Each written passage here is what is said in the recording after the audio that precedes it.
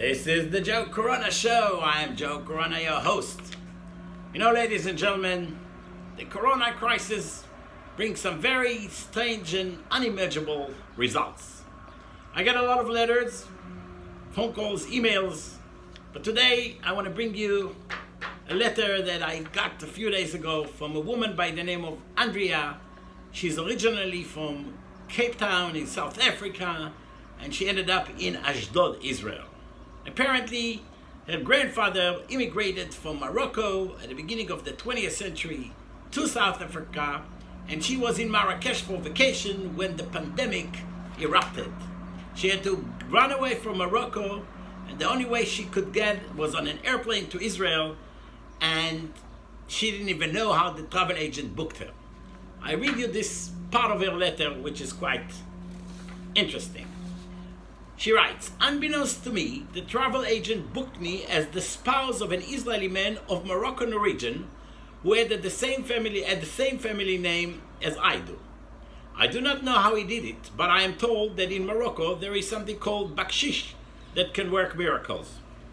I can vouch for that, Andrea.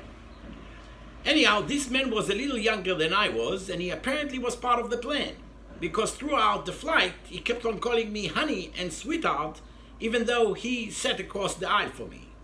I was so overwhelmed that I did not object and let him and the flight crew carry on with the belief that he and I were a couple.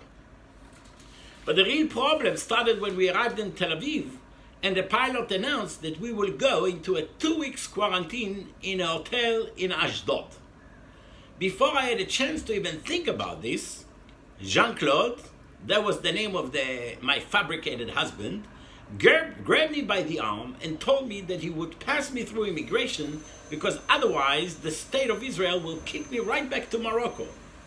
I should explain that I'm not Jewish because my father married a South African woman and I was raised as a Catholic. I cannot quite explain how Jean-Claude got us through the immigration.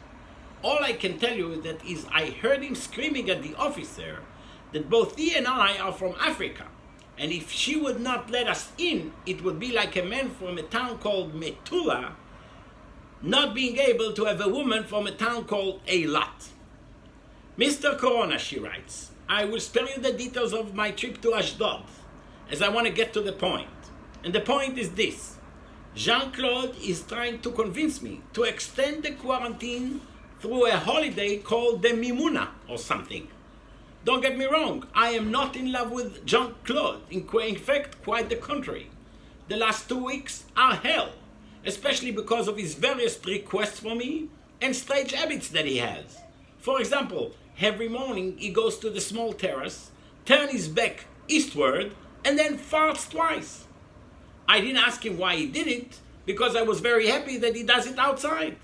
But yesterday he explained that he's farting on the state of Iran. I cannot take it any longer, Mr. Corona, she writes. But I have no visa, and I'm afraid because Jean-Claude told me that posing as a Jew in Israel is a very, very serious crime, and I might end up in jail for 10 years. Help, help, help. Andrea, help is on its way. Through my connection at the Secret Service, I have arranged that tomorrow we will have a 3-way phone call, you, Jean-Claude, and me, and I will try to reconcile your differences and make your relationship work. So until then, everybody please pray for Andrea and for Jean-Claude, and fuck the Corona, and have a great day.